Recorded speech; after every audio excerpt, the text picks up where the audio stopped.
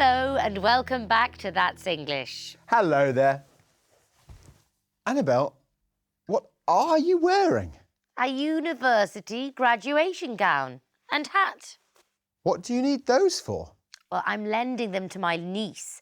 She's graduating on Saturday and she can't afford to buy them. Students don't get grants, beca de estudios, like they used to.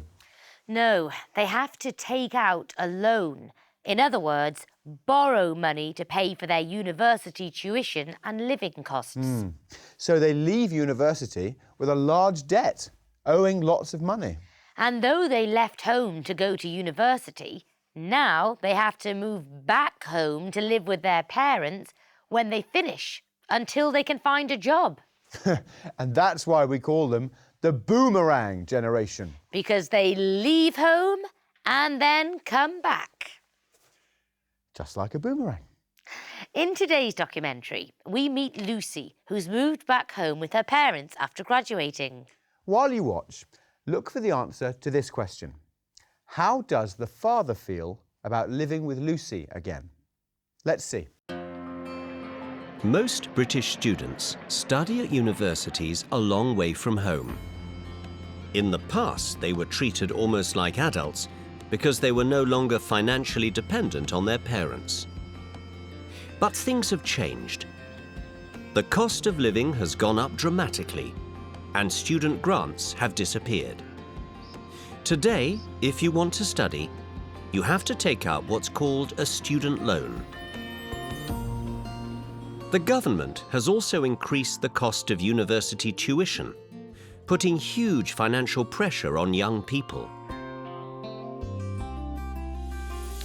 Some students get grants from companies if they commit to working for them after they graduate, but most, like me, get jobs in cafes or supermarkets.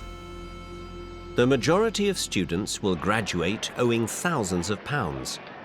So even if they find a job immediately, it will take them a long time to pay back such large amounts of money. And there are fewer jobs available for graduates in the recession. So children who had left home are forced to go back to live with their parents. They've become known as the boomerang generation. Lucy is one of these graduates. I'm very grateful to my parents for allowing me to live here, but I would prefer not to be living at home. At university, I could go out, eat, get up when I wanted, but now it's back to, don't forget to call if you won't be back for dinner. They're treating me like a child. Right, I'm gonna go out. Don't forget to call.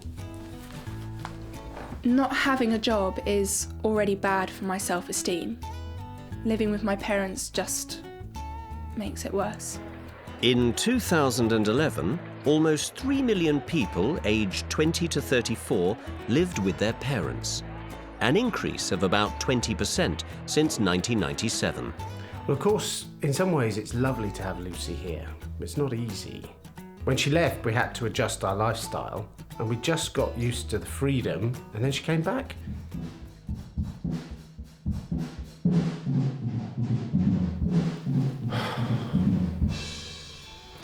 But it's very worrying.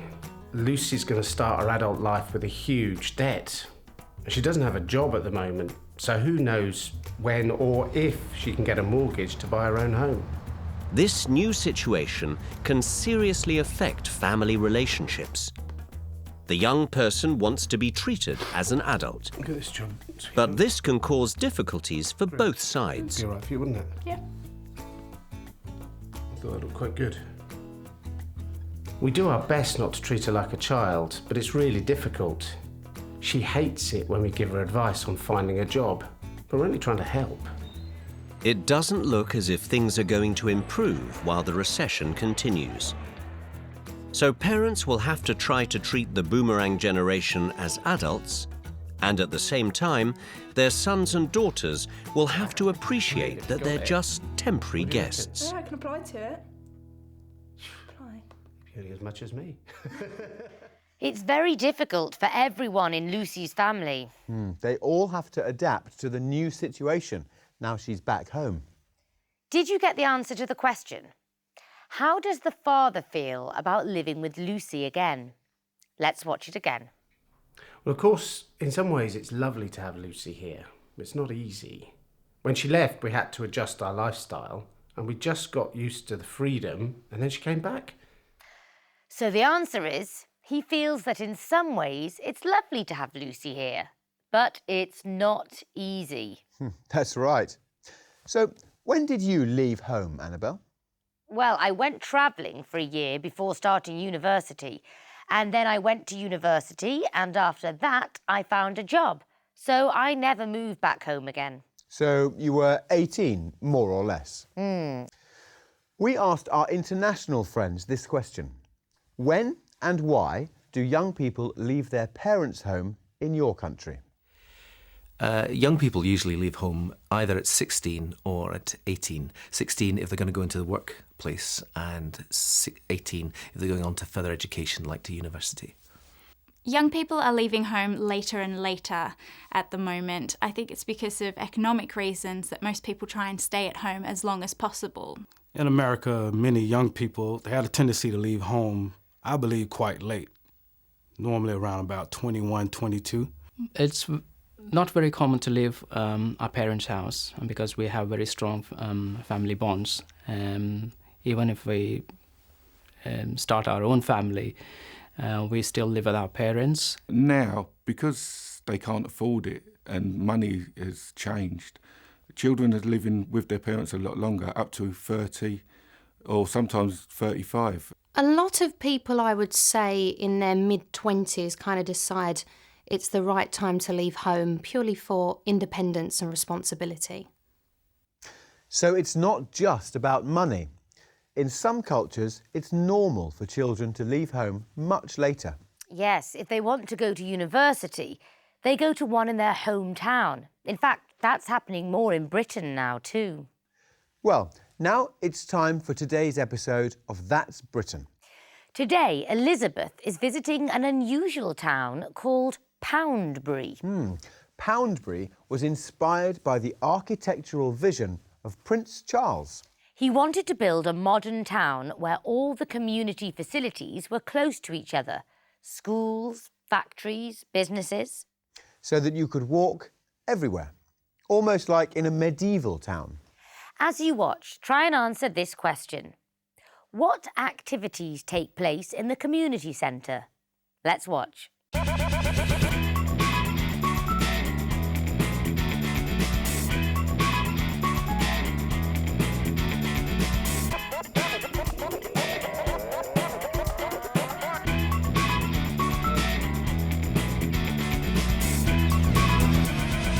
Hello, I'm in Poundbury, a very interesting village in the county of Dorset. It's unusual. All the buildings are new, but they're not exactly modern. They're built with traditional materials and in a traditional style. Poundbury was inspired by Prince Charles, who has very strong opinions on architecture and town planning. In 1989, he wrote and published a book, A Vision of Britain. Building started here in 1993 with the idea that people could live, work and relax in the same area. Factories, offices, shops, schools and community facilities are all within walking distance of people's homes.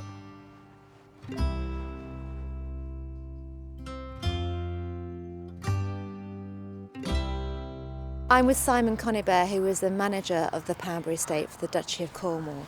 Simon, can you tell me a little bit about the philosophy of Poundbury? Yes, this is perhaps one of the most important new urbanist developments in the world.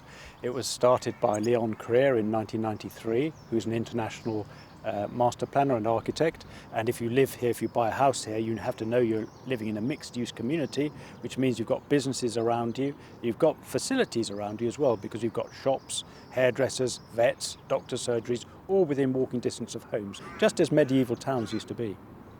So what you're saying is you're basically taking an old idea and bringing it forward into the modern day.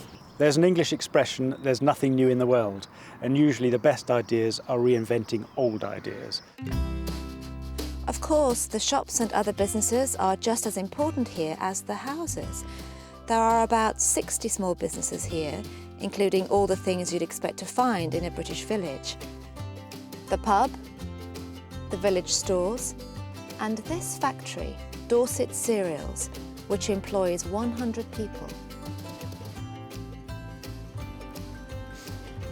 Here we are back in the centre of the village. This is Brownswood Hall, which has been built to look like a traditional market hall.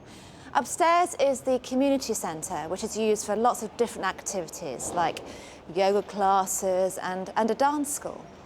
Outside, they hold a farmers market twice a month, and in the square they sometimes put on plays.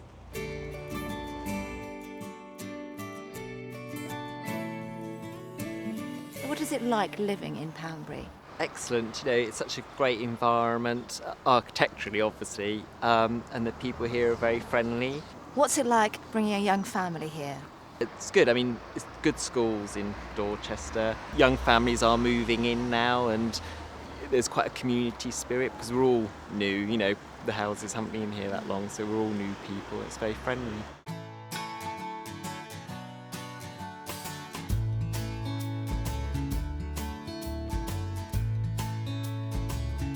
Well, I hope you've enjoyed our visit to Poundbury. Next time, we're heading to Bath, so see you then. Well, it looks like a nice place to live. The houses are very attractive and everything looks so clean.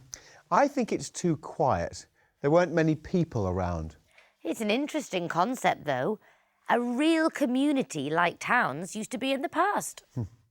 Anyway, did you get the answer to our question? What activities take place in the community centre? Let's watch it again. Upstairs is the community centre, which is used for lots of different activities like yoga classes and a dance school. So, in the community centre, there are lots of different activities like yoga classes and dancing. It's impressive that there are 60 businesses in such a small place, and a factory. And shops, and a market. And a pub. That's very important. Well, that's all we have time for today. See you soon for more That's English. Bye-bye. Goodbye.